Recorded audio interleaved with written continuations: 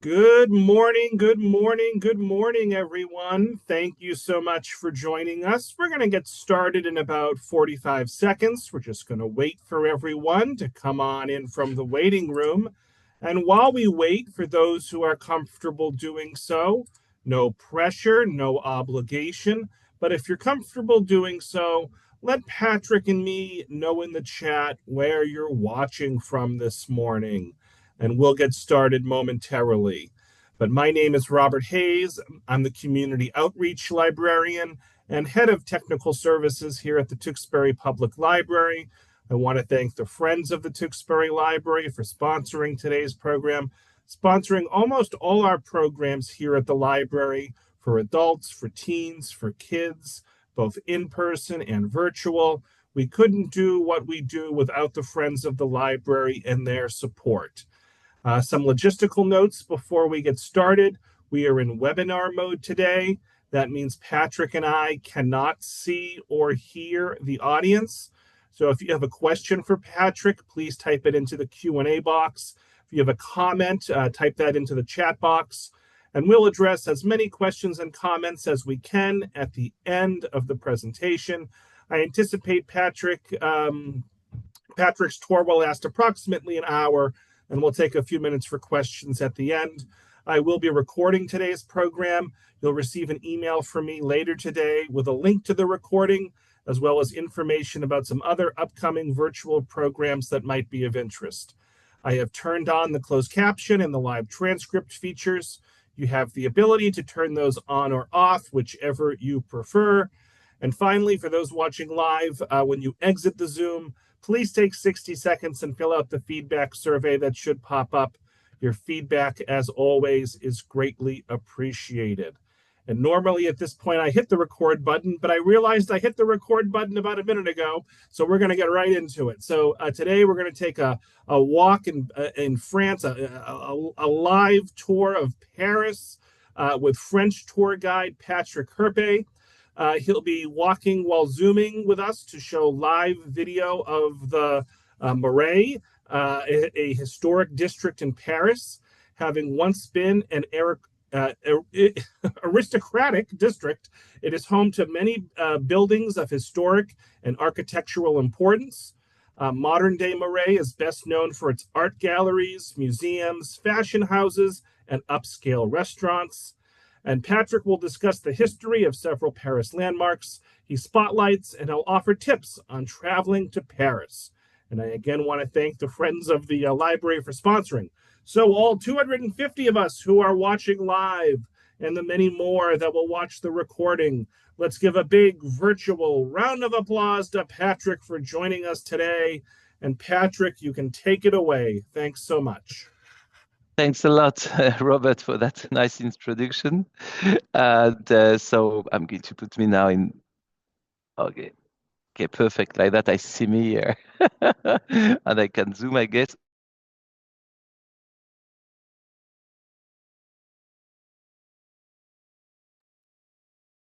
Yeah, so Patrick, you muted yourself by mistake. I think you realize that.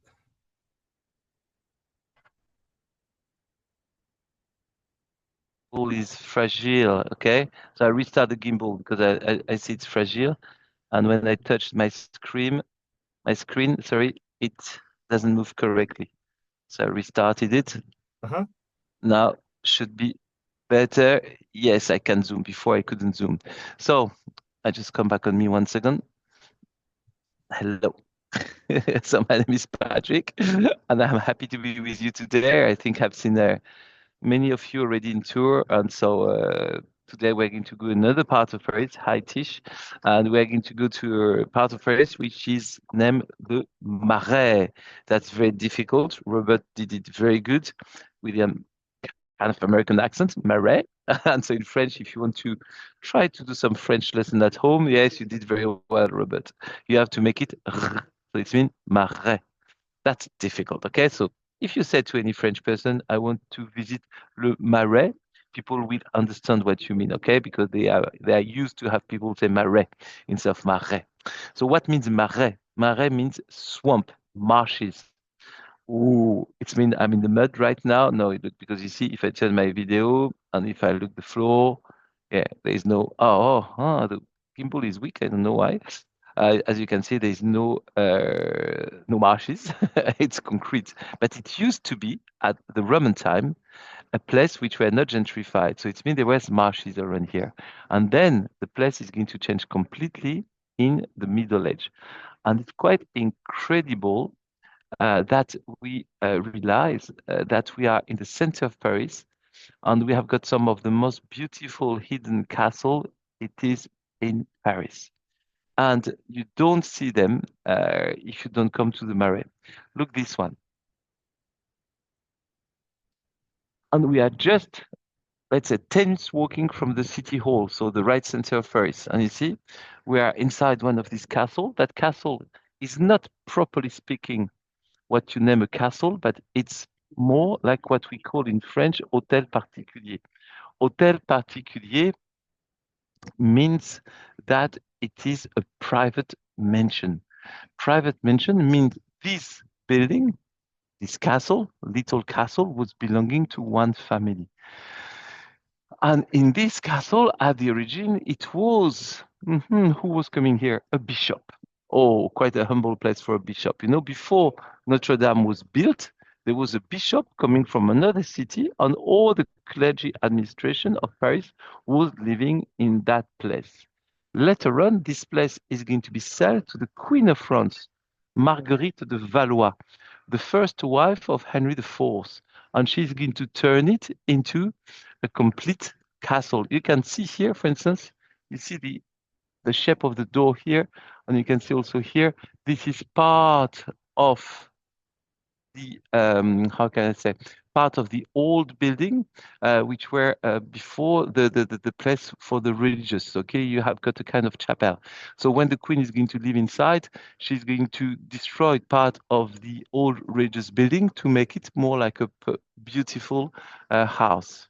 We're going to leave this place, but all this place, and I can't bring you inside because it's a public library. So you see the lights over there through the windows.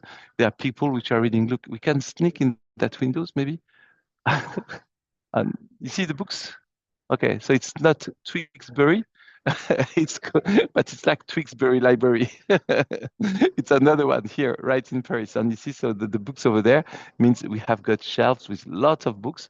It's one of the public library of the city of Paris. So every Parisian who are living in Paris can have a card, and they can come in that library. So it's fantastic because you are inside the library, which are specialized in art, and you are also inside an old castle. So you have got the roof and the ceiling which are there, and you see, look at the staircase. I just opened the door for you to see the staircase. You see, when you go inside, that's the staircase to go to the library, and you see the staircase is exactly like it was in the Middle Age. And you see the ceiling, it's made of wood. So nothing has changed, in fact. So that castle has been started, as I said, at the Middle Age, and it has been turned into this royal residence of the Queen Margot in the Renaissance time. That's why it has got a bit of different architectural, wow, that's difficult to say for me, style of architecture. I will say it like that. So now I go out to be able to show you the building from the outside. Hopla.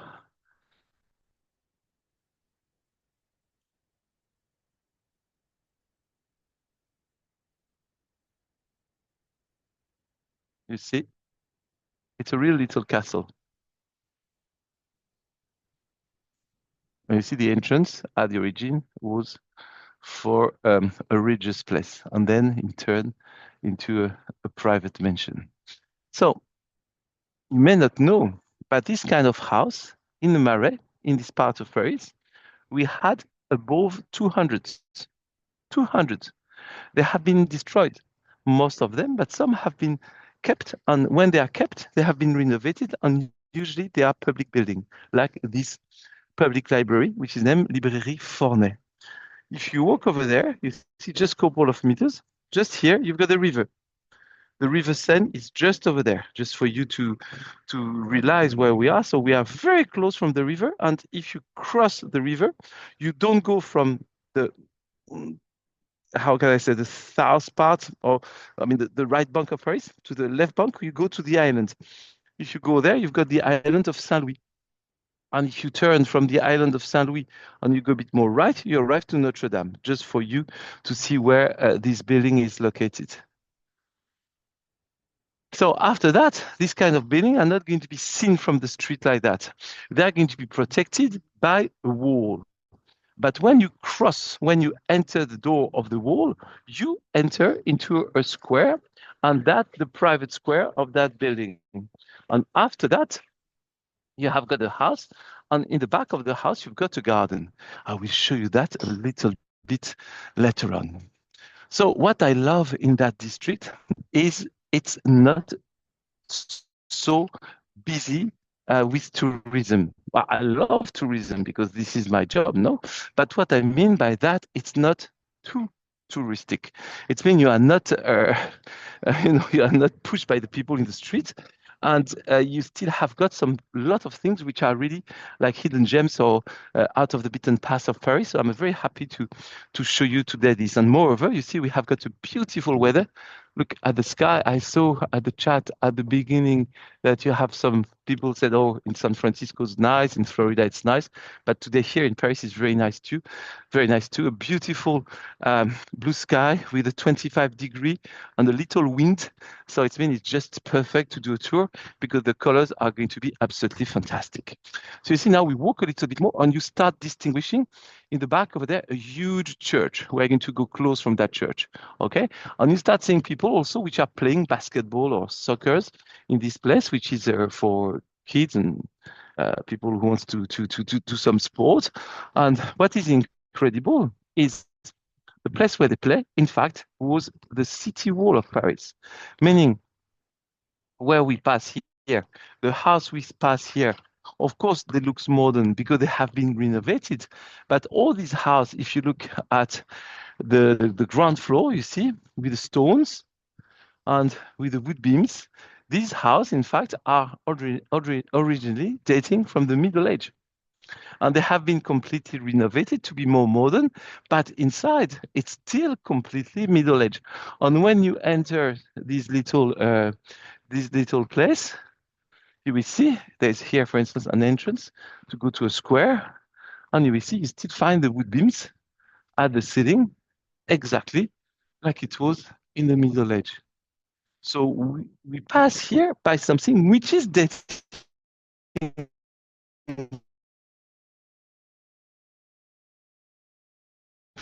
from the Middle Age. And it's lovely.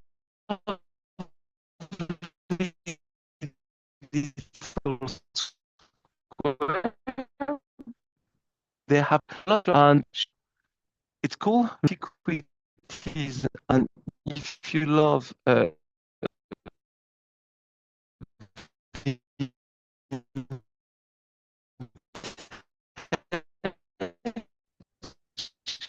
So, Patrick, I think you might be in a spot that has a bad connection because we're having a place trouble to be. hearing you. You kind of It's froze up made on of us. copper. Let me show you. There's a floor map here. We arrive by here. You see that walk like that.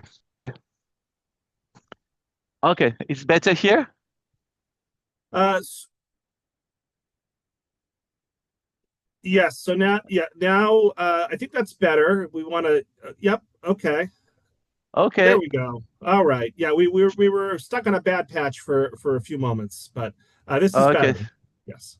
Sorry for that because I enter into a little how can I say like a passage, and I think when I enter the passage I must have lost the signal. So I I think hope so. you could if you didn't hear me, I hope you could see the little passage which is dating from the Middle Age. And what is incredible here, so we see the big church at the bottom at the end of the street, but you see here I'm going to pass my gimbals through the fence. I mean, the image of the gimbal. You see here, you can distinguish a tower over there, and you can distinguish a wall. And this, in fact, this is the walls of the 12th century. So all this part was the 12th century walls, meaning where I am now, I was in the Marais. On the Marais, this district was out of the city wall, meaning not protected by the walls of the city in case of invasion by barbars, Vikings, or English, or other people who didn't want some good things to Paris. So to be protected, you needed to be this side where we started. And you see, you can distinguish through the bar here, you can distinguish the walls, and you can even see over there, you will see it better in a couple of seconds, you will see over there a tower. This is one of the tower to enter the city of Paris. It was one of the gates. I just show you that in a couple of seconds. But first, a few words about the church over there. That church is quite interesting, the way she's done. Of course, it's a Roman Catholic church. So the floor plan of the church is like all the Roman Catholic. It's like a cross. The cross where the Christ has been put for his crucifixion. So you've got the nave, which is representing the body of the Christ. You've got the transept, which is representing the arms on the heart of the Christ. And you've got the choir, which is representing the head of the Christ. So it's always look like a cross. If you look here, we are in the back of the church, so you distinguish the round part here, which is in fact the choir, and the two small parts, which are the transept, the arms of the Christ. And the other part that we don't see, it's the nave, the body of the Christ. But normally, at the center, at the cross of the transept, the nave and the choir, where you see here there's a dome, normally we have got a spire or a tower. And at that time here, we don't have that. We have got a dome. In fact, this is the first church in the world which has been built by the Company of Jesus, les Jésuites, Company of Jesus. And so in the 16th centuries, Ignacio de Loyola created the Company of Jesus, and they are going to go especially in South America and in Asia to bring the word of the Christ and to try to convert people to the Christianism. And then here in Paris, where they started, they built a church. And the first church is like that. And in fact, this church with this dome is going to be the floor plan of all the Jesuit church all over the world. So this is a very interesting church, and it's Roman Catholic, as I said, of course, but it's a bit different than if you go to Notre Dame or if you go to another church, because of the style created by the Jesuits. And you see, if I turn here now, I come back to my tower that I started speaking before. You see, if I turn here, you see, you can distinguish here. There's a tower, a huge tower. Okay, so of course it's broken, it's ruins, but there was one tower here. There was another tower on the other side, and here there was a gate, and that was the way to. But meaning, you see here, one of the tower, of course, was a protective tower. And now, if you look again, the walls that I mentioned before. You see, you can distinguish the wall, and that wall is dating. All the wall here is dating from the 1200, and it's finishing here. You see, with the tower right here.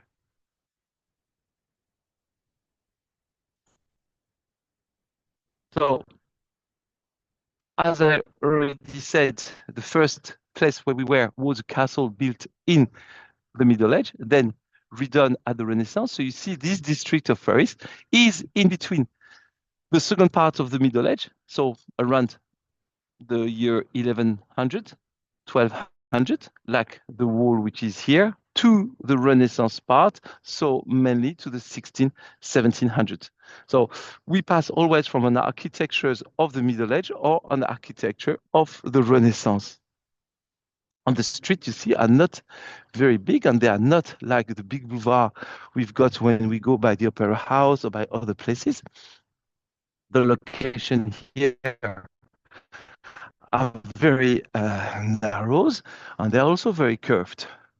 Meaning what? Meaning that all these little streets haven't changed since the Middle Age. Of course, nowadays it's concrete, it's not marshes. The houses have been changed, but you see, the place by itself how it was in the Middle Age, it hasn't really changed. Street for you to feel that idea of the Middle Age. And you can realize you arrive in a very old street.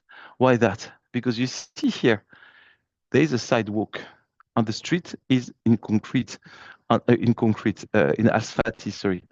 And it's like a bit curved like that. But when you were in the Middle Age, the streets were not like that. There is no sidewalks, you see, and the streets are curved inside. So like that, there is a channel, and so the waters coming from the rain and things like that were arriving by the side of the street and was going down to the channel and then go to the sewers. So you see the difference between that street, which is no sidewalk from the Middle Age, and that street, which is also a street from the Middle Age, but which has been renovated to create a place for the car or the carriage at that time, and the sidewalk for the pedestrian, even if these two don't use the sidewalk.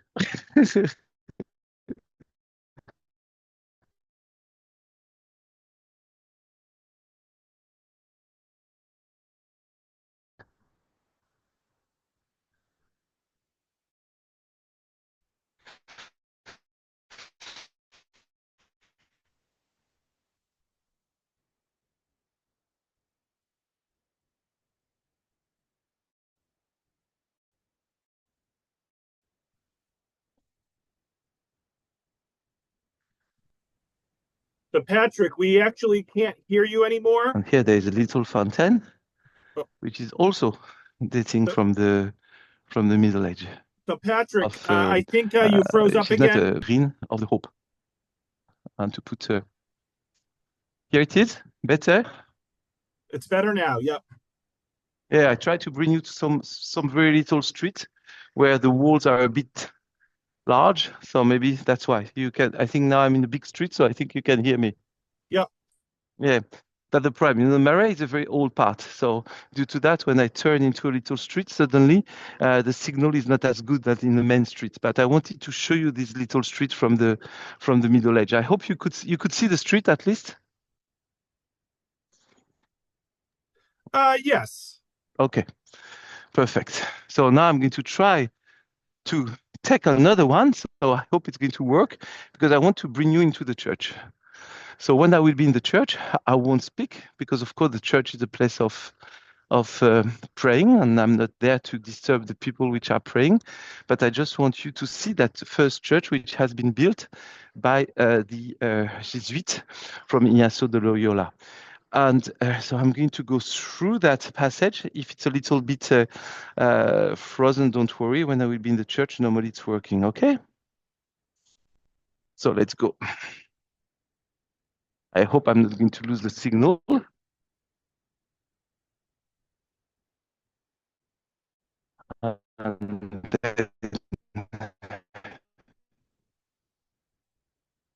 So you see, we walk here again in a very old street. That's time to protect themselves when there was no sidewalk. Yeah, it's okay or not? You did freeze up for a little bit, but now we're with you. Okay.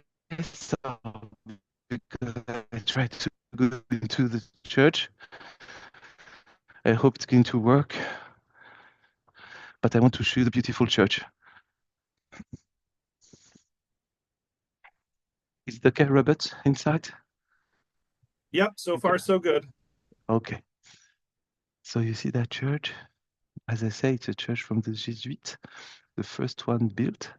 And so you've got here a beautiful painting by Eugène Delacroix. And it represents the last night of the Christ at the Mount of the Olive, when the Christ is receiving the visit of the angel, who are telling him that you have to leave because you have been betrayed by Judah, and if you don't leave, you are going to be arrested. And Jesus pulled his hand to the angel. He says, sorry, I mustn't go. I must stay there to pay for the sin of the of the people from this country, from this land, and so he refused the help of the angel. And you see, Delacroix has split the painting in two, where you see the angel, so the right part of the painting, it's quite clear, and the opposite side, there is the how can I say the dark side, where his followers were sleeping. So it represents also the brightness and the darkness, so the death and the life. And it's a fantastic painting from Delacroix.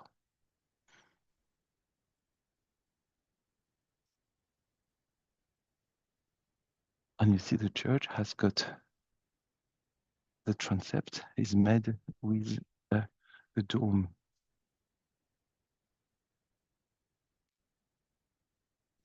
And at the top of the dome, you've got a little light part, like a lighthouse.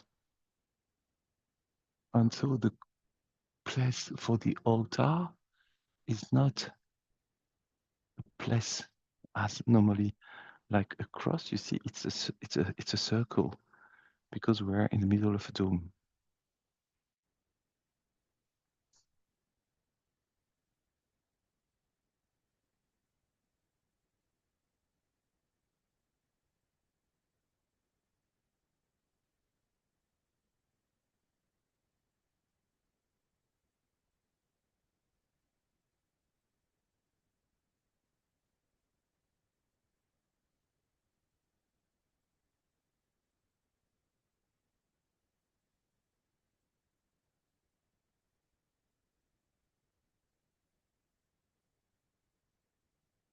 But now we're going down by the nave. You can realize in the French church, we don't have pew, we have got chairs. And the chairs are attached together to make like a pew. In the front line, you have got a place for the people to kneel, to pray. Only the front line have got the kneelers.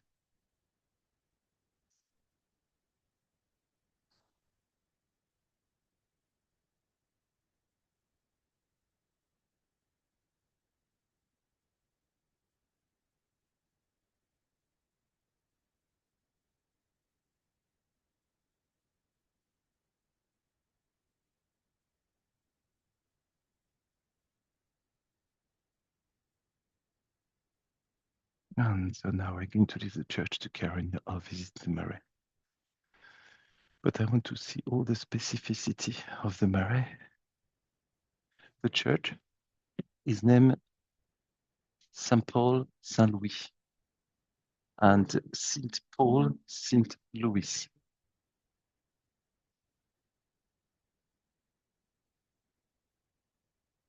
It has been built by the King Louis XV. You can't hear the music maybe, but there's a lady who is playing the cello here.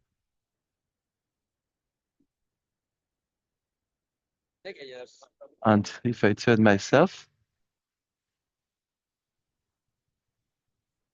you have got here the front side of the church, Saint Paul, Saint Louis. Thank you, Tish.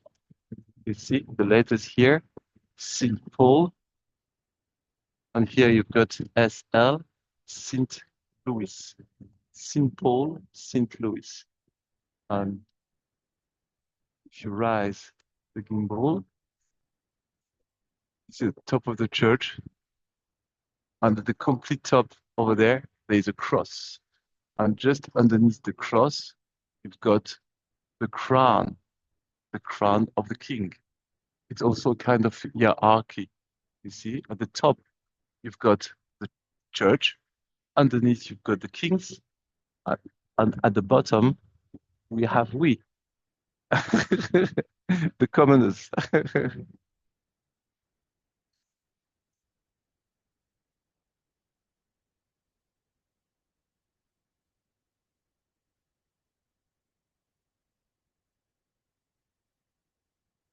So now we enter one of the largest streets in this district, which is Boulevard Saint-Antoine. And if you go straight, you finally arrive to the Bastille.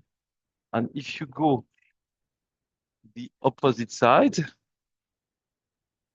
if you go straight for 2 miles, you will arrive to the Arc of Triumph. That street is named the street Rue de Rivoli. And this street is the longest one, because it goes from here and you pass by the City Hall, you pass by the Louvre, you arrive at the Concorde Square, you go up to the Champs-Élysées, and you arrive to the Arc of Triumph. So you see, it's a very, very long street. We are at the east of the street, so nearly at the end of it. And so if we go that way, at the complete end over there, this is the Bastille.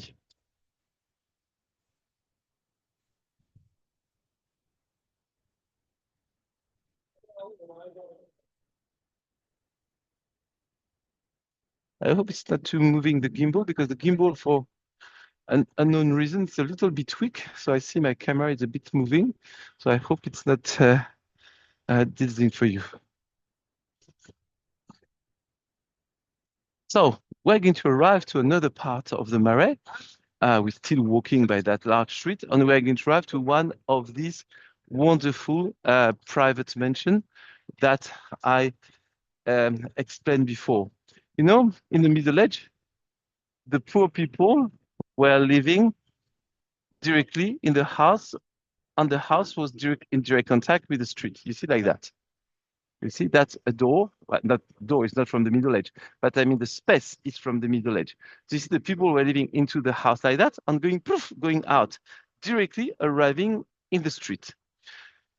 When Henry IV, so it's been the 1500s and the 1600s, decide to gentrify this part of Paris, Le Marais, he's going to also put walls on the river to avoid, at that time, the river flood, to avoid these districts becomes against marches. When he does that, he's also going to create a square, the most beautiful square for me in Paris, which is a real square, which is named Place des Vosges, the square of the Vosges, which is a mountain at the east part of France. And he's going to say, at that square, I'm going to buy a detached house for my wife, Marie de Medici at that time, and me. And then if you want, you can build your house, you, the rich people, you, the noble people, by your king. I give you the land, you pay for the house. But one thing is your house has to be like mine. Perfect. So lots of people, rich people, and people from the nobility are going to build a second house from the west to the east to be by the king.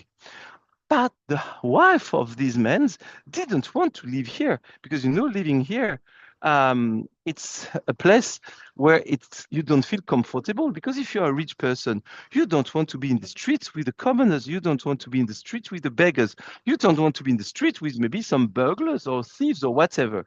So you want to be protected.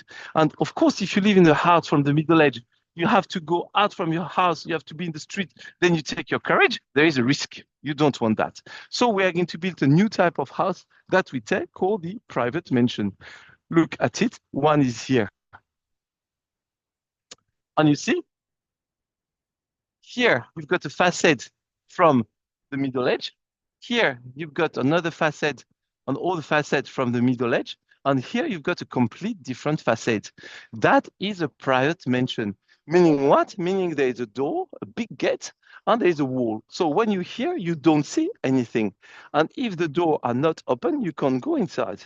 Meaning what? Meaning suppose we are rich people. We arrive here with our carriage, and the lady can pull the little curtain not to be disturbed by the people in the street. So nobody can see her, and she doesn't see the people in the street, so she is not frightened.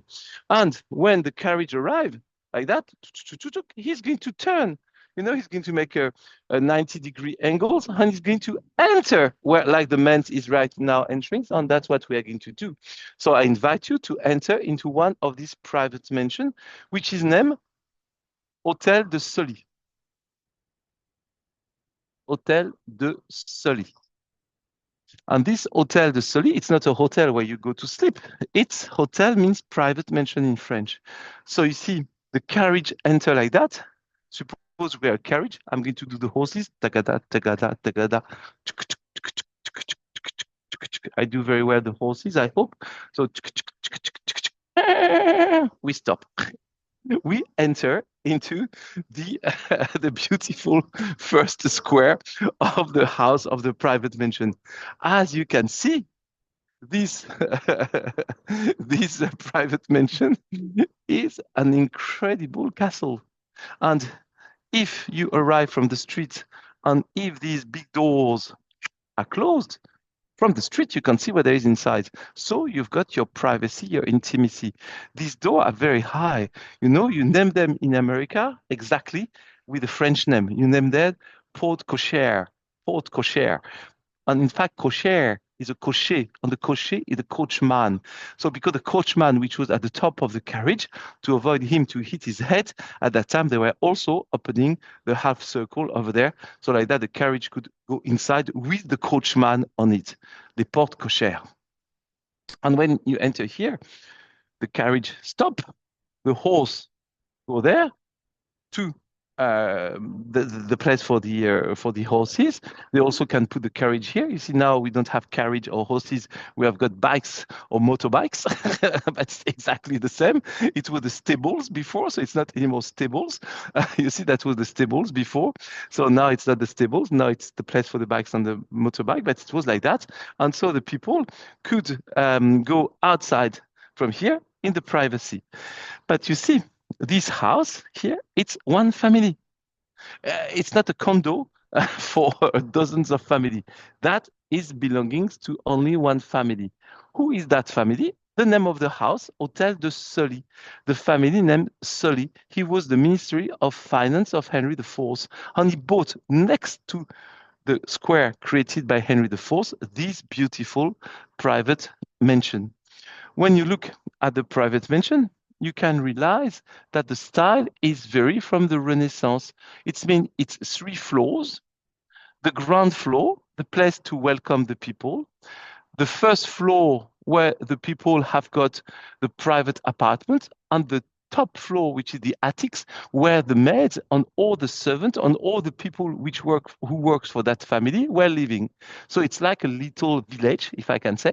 The owners, the landlords, which are at the ground on the first floor, and the servants, which are living in the attics. So nowadays, this is part of the ministry that I work for, which is the Ministry of Culture. Myself, I'm a licensed guide, meaning I belong to the Ministry of Culture, which is I'm an official guide from the government, and that's why you've got here part of our ministry, which is the people who work for the how can I say, for the national heritage. Mm-hmm. So let's pass through, because being a nice husband, the French are very nice husbands. Being a nice husband, the man said, okay, to his wife, you see, now you're protected. You don't need to be seen by the commoners, by the poor people in the street. There is no risk for you. You are protected visually from the people. But as I'm a very nice husband, I want you to have also a garden. So we named this house, in fact, house in between street, because the street is over there, and gardens. So if we enter now the house, here is the house. I hope it's not going to freeze. You can see the beautiful ceiling.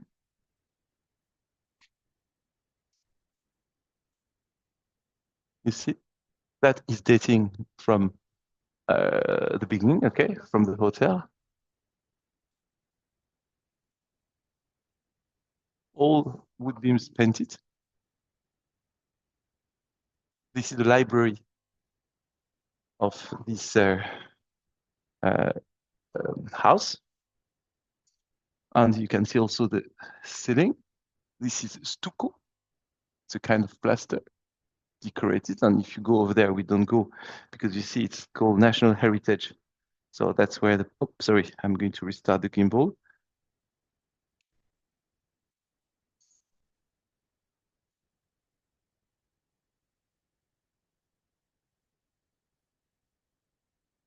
Here it is. I restarted it. So you see, if you go above, you will enter to the place where the people are working. So we don't go over there. We're still outside, but nowadays it's offices. But before, it wasn't offices. It was the place where the Duke of Surrey and his family was living. And when you cross the building, when you go the opposite side, you see we entered by here. Okay, the street is over there. We pass through the house, and when we arrive here, we arrive in a private garden. So this is part of the same land, okay? It's the same family who own that garden. This is nowadays, of course, a public garden, but at the origin, at the time of the noble peoples, at the time of the monarchy, it was belonging to the Duke of Sully. And you see this big house you see over there, which look like another little castle, you know. In fact, it's a greenhouse. It's called an orangery. They were loving at that time to have got exotic trees like, you know, orange, lemons, limes, these kind of trees.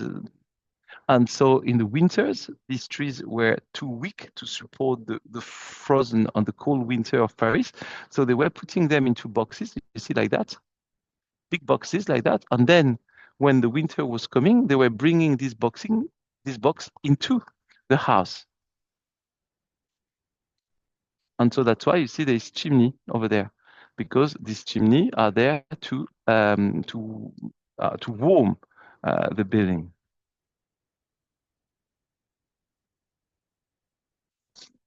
And also, you see, at that time, we love the Greek style, the antique style at the Renaissance. Look, for instance, if you look here, you've got two statues, which are above the door. You see two statues, and they are representing a Greek goddess.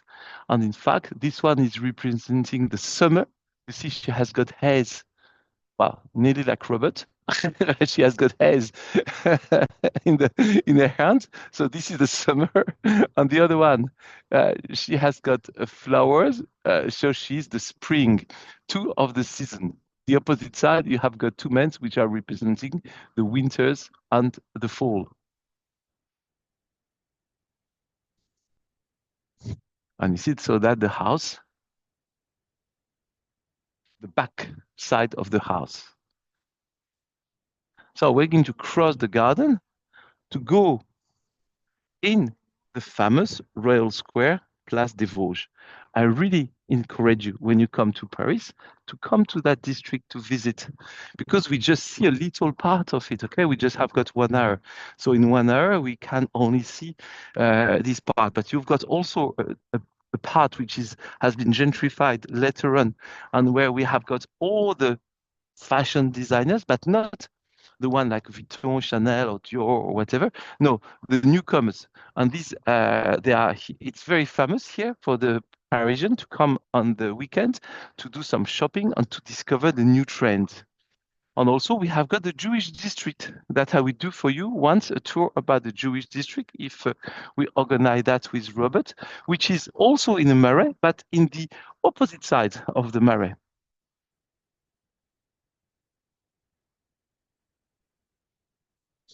And so you see, now we leave the building. We're going to pass through a door here, and you see one of the door is brown, one of the door is red. So there is a color code. The brown colors is for the building here, the one we have been, Place des Vosges, Vosges, which is a mountain in the east side of France. And you see the garden, it's a French garden. So like in Versailles, you see very geometric patterns. And so I said here, brown colors. The opposite side, you've got red colors. Why red? Because the color code for the square by itself is red. Now we enter into a square, the famous Place des Vosges, my favorite square in Paris. And you see what is amazing here? You've got a gallery. A gallery. Why do we have a gallery? Why we don't have directly the house at the ground floor? Because Henry IV, when he built the square, he said, I need for these ladies who come here to have some place to shop. But of course, you are not going to find here like greengrocer, a butcher, dairy place, or whatever. No, no, you are going to find here all the things which are the most important for the ladies to survive, meaning fashion, bags, dresses, jewelries, hat, and perfume and whatever, plus place to eat and to drink. So these galleries are going to be the place for the shopping. So like that, the ladies which are living into that square, they don't know to go, they don't need to go out, and they are protected from the weather in case of rain, and also can have some light with candles or something else to be able to walk when it's dark. And of course, they are protecting from the baddies because, of course, to enter this square, you need to pass by gate. So you are completely protected. And then if you go out of these galleries, you find the garden inside. So this is the square. And when we arrive to the square like here, what do we discover? We discover the aesthetic of the house, which are all the same. All the same. As I said, the king wanted to build one for him and one for his wife. It's not the main place for the king. The main place for the king is the Louvre, the royal castle of the Louvre, okay, which is going to become later on Versailles. But this is a detached house. You know, we are like at the countryside. Of course, now we are nearly in the center of Paris because Paris has enlarged itself. But here in the 1500s, it's the countryside. You know, you've got wood, you've got wild animals. It's not at all a city. So, but the square, ooh, it is. And you see, all the house are made the same way. They are made of limestone, like all the house in Paris, but also with bricks. Why bricks? Because the wife of Henry the Fourth, the second wife, is Mary of Medici. Oh, she's a princess of the Medici family from Florence, you know, the Palazzo Pitti. And she likes the bricks. And so that's why he's going to say, you can build your house, but you build it with that style, meaning you did do it in limestone, which is very expensive because the limestone is a very expensive stone, cut stone. And then you put on the front to decorate it some bricks. Then you see the shape of the house. Yes, sounds a lot of like Italian style, absolutely. So you see this, the shape of the house is exactly what we've seen before. The floor here is to welcome the people. The floor here is the private apartments. On the above, you've got the attics for the servant. So in fact, why not? We have to see that with Robert. So you see, you can have here all the people which are living exactly like if they were living in the private house. And then at the underground level, at the ground floor, you've got the place for the shopping. And all that is a square, square, you see. Wherever you are turning, you are going to find the house everywhere, everywhere, everywhere. And in the center of that, you've got the garden. So let's have a look at this house and the garden. And if you come here, what is also magnificent is at the corner over there. There's, you can see there's a French flag and the European flag. Maybe you can see if I zoom on it. You see with the French flag over there at the end of the street, that the museum and the house of Victor Hugo, the famous writer Victor Hugo. And Victor Hugo can, it's a free museum, so you can go there and visit it. And of course, you've got plenty of nice restaurants and plenty of nice shop. But you also come here to get a rest, because if you enter inside the center of the square, there's a garden. Be careful, because in French, the square, we call it une place. And the garden, we call it un square. So it's a pretty tricky word because you in English, you say the square and the garden. And here in French, we say the place and the square. So the square is not it's not the, the square is the garden, in fact. So you see, you've got a place where you can rest under the trees. Of course, it's square because it's following the shape of the rest of the buildings. And then in the center, you've got a perfect jardin à la française, like in Versailles. So you've got the geometric pattern. You see a kind of, let's say, triangle. It's not a perfect triangle, but it's like a triangle. Then that patterns with a tree, you reproduce it the opposite side. You've got another triangle. So now if you put the two things together, you can put in the center a little fountain, and you've got one pattern. And that pattern, you are going to reproduce it at each corner, you see, at each corner of the square.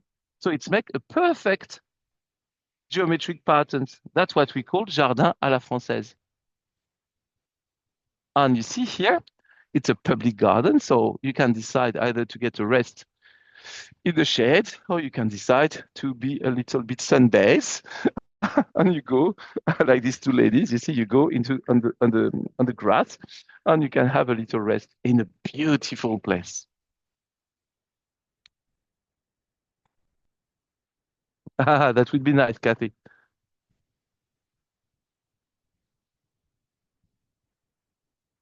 And I show you the detached house that Henry IV has built for himself. This is this one, that the real detached house. It's a small one. That it's not a palace. It's just a detached house. That the one in the center. And you see by there, you could pass with a carriage too. And you can see the face here. You can distinguish here the face of Henry IV, the little medallion to show it was him. And at the opposite side of here, you've got behind the trees, at the opposite side, you've got the place for Marie of Medici. So, Robert, we're gently arriving by the end. I have got a couple of minutes more, so I can walk a little bit. And if you have got some questions or things to say from people, I can reply. I couldn't reply to all the people. I also feel very sorry if some people doesn't like the walking tour. You know, we do two types of tour. We do some webinar, which is from home and which is very comfortable for me. And we do walking tour, which is, I love to do that, but which is, if I can say, far less comfortable for the guide because we walk in the streets. We can be run down by a car. We can have the rain. We can have people on us. I mean, it's not, it's like lovely to do it, but it's quite different than to do a tour from home. So I like to do both, and I will next time maybe do a webinar for home. But I hope that you all enjoyed the tour and just reply to a question. And in the meanwhile, you can enjoy the view of the square. And here you've got a statue. I just go the opposite side because that's the sun. And this is Louis XV, the one who is the son of Henry IV, and it's Louis XIII, sorry, the son of Henry IV, and it's him who built the garden. Robert.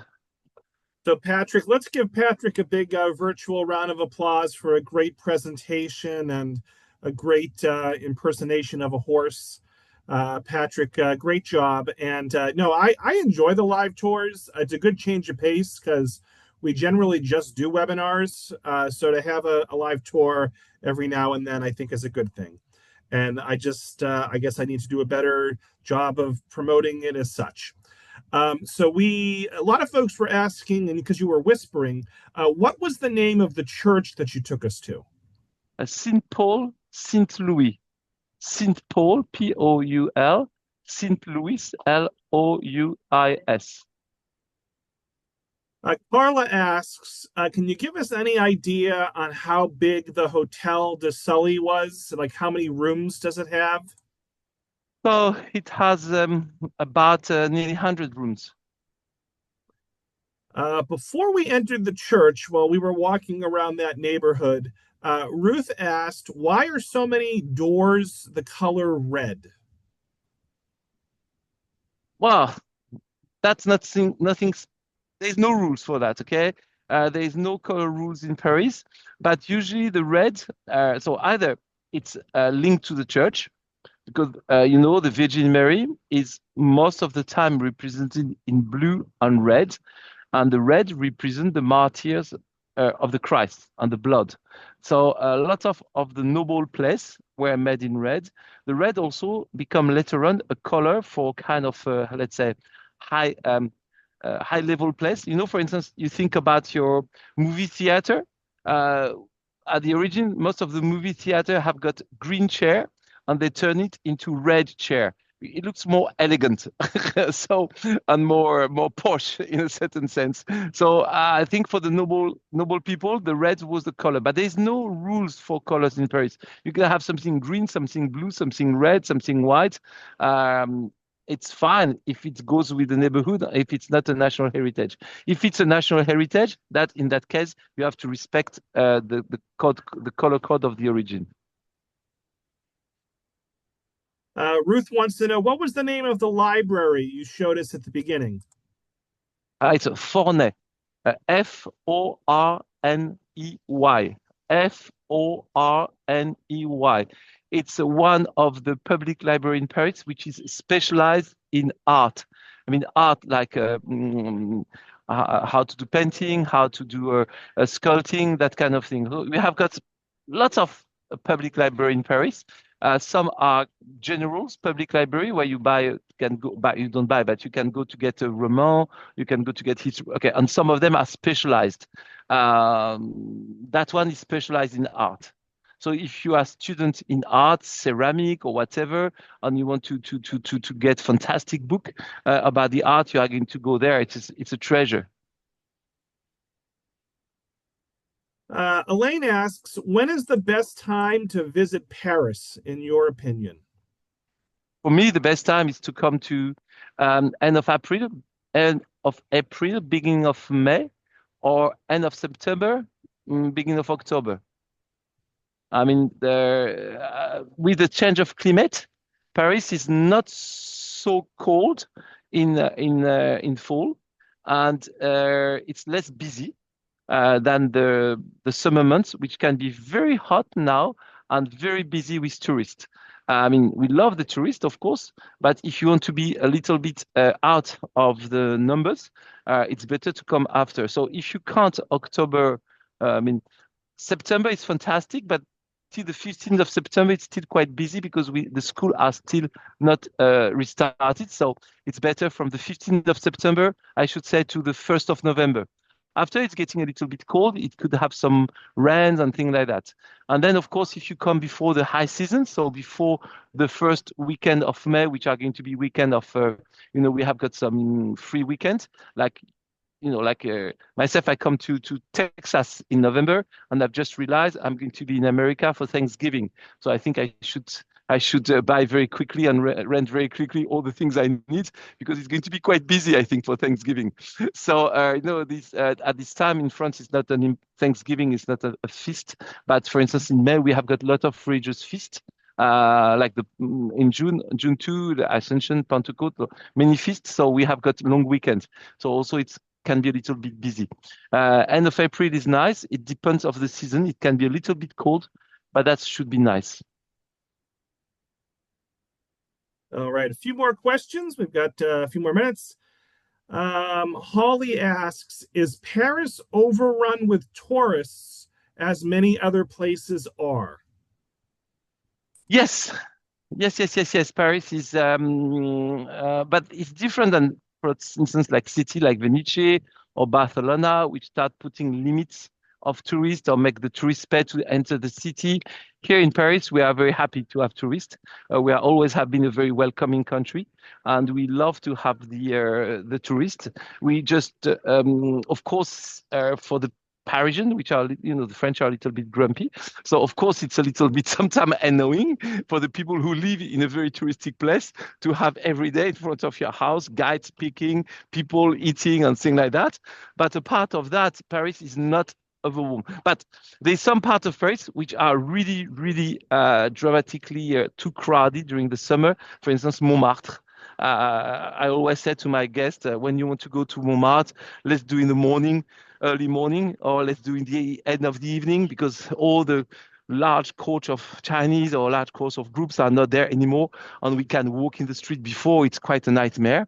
Also, the same for the museum. I do lots of tour in the Louvre myself as I'm a licensed guide. Most of my job is in two museum, and same thing. The museum can be very busy in summer, and so of course we can see so well the artifacts. An anonymous attendee asks, how comfortable is it to spend time in Paris if you don't speak French? Wow, now it's quite good. I mean, 20, 30 years ago, it was quite hard because my generation doesn't speak very good English. Myself, I speak quite good English, I hope, and because I've been living in England. But I mean, my generation is not used to speak English. But nowadays, I have got 4 kids. They all speak fluently English, 4 of them. So meaning what? Meaning that when you meet people in the street, I should say that 2/3 of the people knows how to reply to you in English. Interesting. And if you go to restaurant or things like that, of course, everybody speaks in English and everything is written in English too. So, Patrick, we've hit 11:30 Eastern, so we'll start to wrap things up. Patrick, do you have any last words for the audience? I'm very, very happy to have been with you. It's been a lot to have seen all these nice heart and nice message you gave me. I was feeling I was feeling a little bit poor during the tour to see some people were disappointed because usually I try to do the best I can do. So, but I just try to keep concentrate on my job and keep it, I hope, entertaining you. So thank you so much for having with me. Thank you for your great job, Robert. And let's do some more tour. To put things in perspective, Patrick, I think we've done 5 or 6 of your live tours, and that was the first time I saw multiple comments like that. So I'm not quite sure what happened, but we did have a few technical difficulties at the beginning when we were walking under things. But no, I think for the most part it went off without any hitches, and I appreciate you taking the time to actually walk us around Paris. Not many folks do that for us. So we appreciate you, Patrick, and we'll definitely see you in a couple of months. For those watching live, look for an email from me later today with a link to the recording. And also, folks, there'll be information about some other upcoming virtual programs in that email. And finally, when you exit the Zoom, please take 60 seconds and fill out the feedback survey. Your feedback is greatly appreciated. So thank you all so much, and I hope everyone enjoys the rest of their day. Thanks again, Patrick. Thank you so much and have a great time. You too. Bye bye. Bye-bye.